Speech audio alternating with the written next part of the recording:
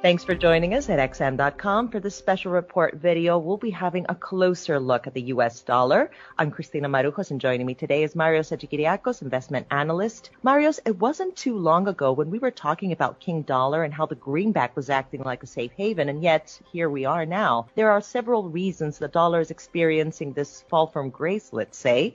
So let's start by examining the developments in America. How much has the virus situation in the US hurt the dollar? Well, quite a lot, I'd say. The US is still struggling with relatively high infections. That is threatening to put the brakes on the economy. Even Chairman Powell, the Fed chairman, said yesterday that real-time data confirm that the recovery is already losing steam. The virus situation is one thing. That's leading to expectations that the Fed will act more aggressively. And at the same time, I think there are some deficit concerns hurting the dollar.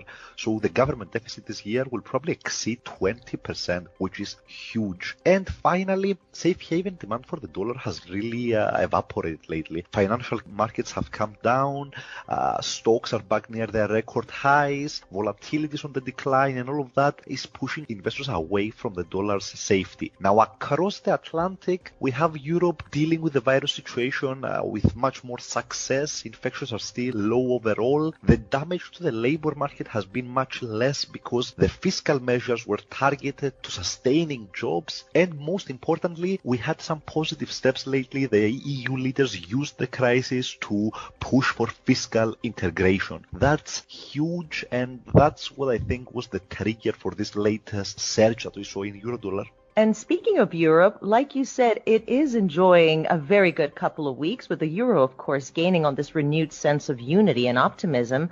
The euro, of course, gained on a weaker dollar, but how long do you see this trend extending? That's really the burning question right here. The question in my mind is, okay, we saw this powerful rally. Is it mostly priced in already, this negative US story, positive Euro story, or does it still have legs to run? I think it can continue for the following reasons. The Fed will probably act again in September. And there's also a US election to consider further out. Donald Trump is losing in the polls to Joe Biden quite significantly, and Joe Biden wants to raise the corporate tax rate. How is that priced into the dollar and stock markets? I don't think so. And finally, in the big picture, we've really spent the last decade with investment managers piling into US assets and being overweight anything that was USD denominated. Now they suddenly have a reason to diversify, and I think that diversification will favor Europe most of all.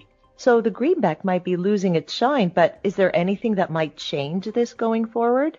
Definitely. There are actually quite a lot of things that could help the dollar to stay afloat.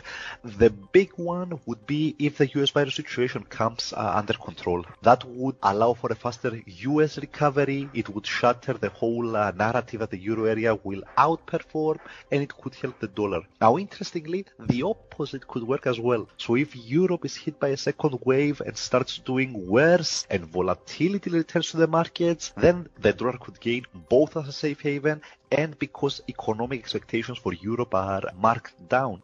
And now to wrap this all up, Marios, could one say that the dollar is losing its reserve currency status?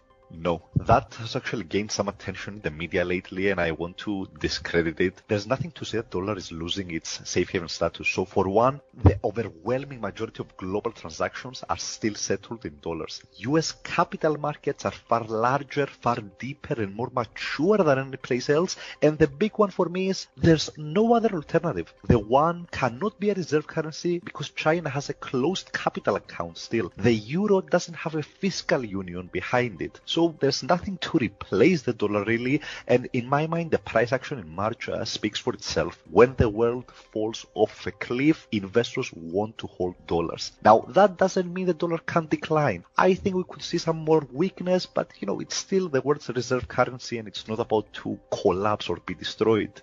Marios, thank you so much for joining me today and for your careful analysis on the dollar, and thank you for watching this special report here at XM.com.